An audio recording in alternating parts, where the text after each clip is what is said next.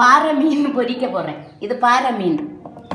இங்கே நாகர்கோயில் பாறை மீன் ஒரு அரை கிலோ வந்து 300 ரூபா.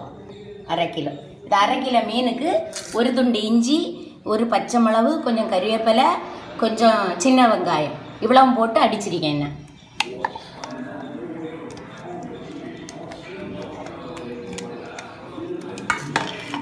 அடித்து வச்சாச்சு. இனி இதில்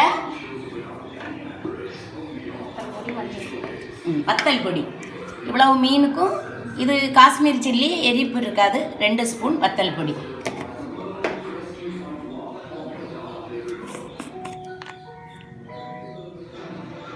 மஞ்சப்பொடி அளவா எவ்வளோ ஒரு அளவு.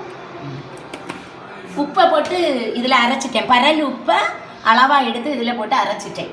அது பிறகு கொஞ்சம் தேங்காய் எண்ணெய் ஒரு 2 ஸ்பூன் இதில் வீத்தணும். அவ்வளோ. வினிகர் இருந்தால் வினிகர் விடலாம்.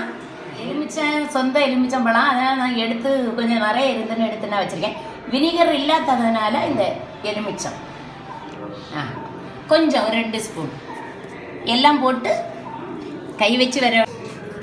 அப்புறம் மீன் இதில் போடும். ஒரு 10 நிமிஷம் வைக்கணும். பொடி எல்லாம் பொரிச்சிட்டு வத்தல் பொடி வேணும்னா நீங்கள் கொஞ்சம் போட்டுக்கிடலாம். நல்ல மிளகு பொடி வேணும்னாலும் கொஞ்சம் போட்டுக்கலாம். ஆனால் நான் நல்ல மிளகு பொடி போடலை. ஆனால் போடுவோம். கொஞ்சம் போட்டால் கொஞ்சம் நல்ல டேஸ்ட் இருக்கும். பொரிச்சு தின்னு பாருங்க. இது எங்களுக்கு இங்கே கிடச்சது நாகர்கோயிலில் பச்சை மீன். போட்டால் ருசியாக இருக்கும். பிள்ளைகளுக்கு அப்படி பறக்கி வச்சு சோறில் கொடுக்கலாம்.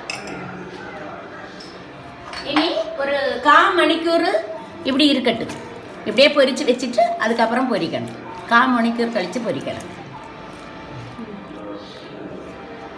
1/4 மணிக்கூரோ 1/2 மணிக்கூர். ஐயத்து வழியில் உள்ள நம்ம ஊரில் உள்ள பழம்.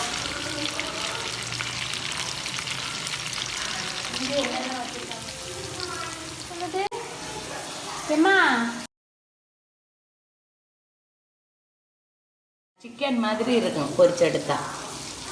பாறை இங்கே உள்ள பாறை. இது வெள்ளை பாறை, சிவப்பு பாறை உண்டு, வெள்ளை பாறை உண்டு, கருப்பு பாறை உண்டு. இது வெள்ளை பாறை. டேஸ்டாக இருக்கும்.